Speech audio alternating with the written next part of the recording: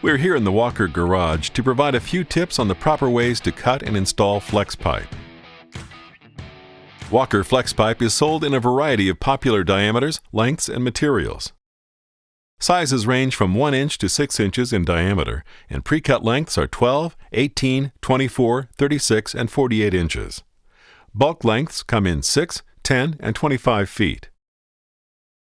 Flex is offered in galvanized for use up to 600 degrees Fahrenheit. Aluminized is offered for use up to 1200 degrees Fahrenheit, and stainless steel for prolonged high-temperature operation.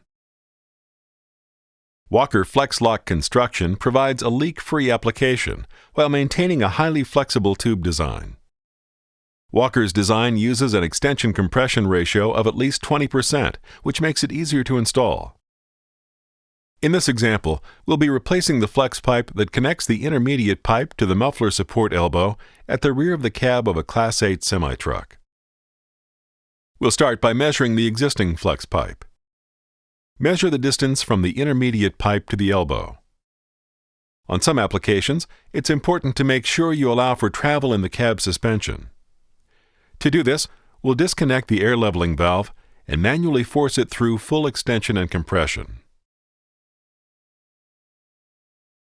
Also, make sure you inspect any engine or transmission mounts and exhaust hangers for wear, which could allow excessive movement of the exhaust system, resulting in stress to the flex section. Also, make sure that you add 6 inches to the overall length to allow for 3-inch overlap at each connection. When comparing the new pipe to the pipe you're replacing, make sure both parts are fully extended.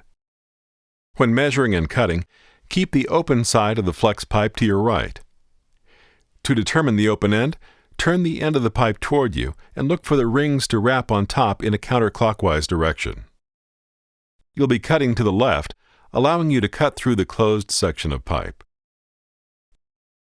Now that we have our measurement, we're ready to cut the pipe.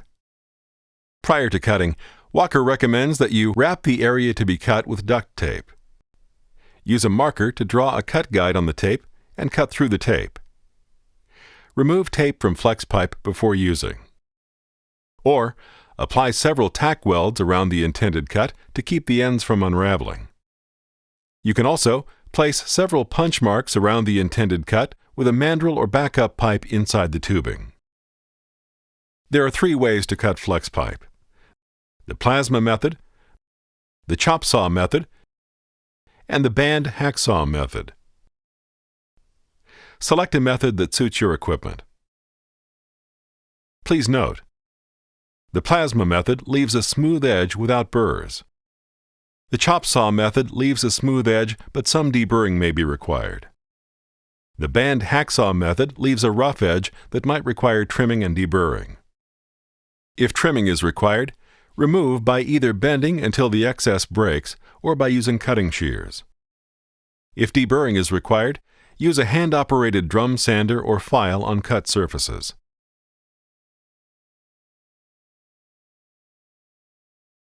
For optimal installation, install tubing in its natural lie state midway between fully compressed and fully extended. This provides the most workable range and the longest service life of the installed flex tubing. To determine natural lie, fully compress the flex pipe.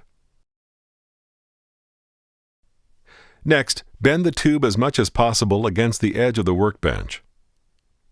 Now push the entire tube against the table until straight to reach its half extension or natural lie.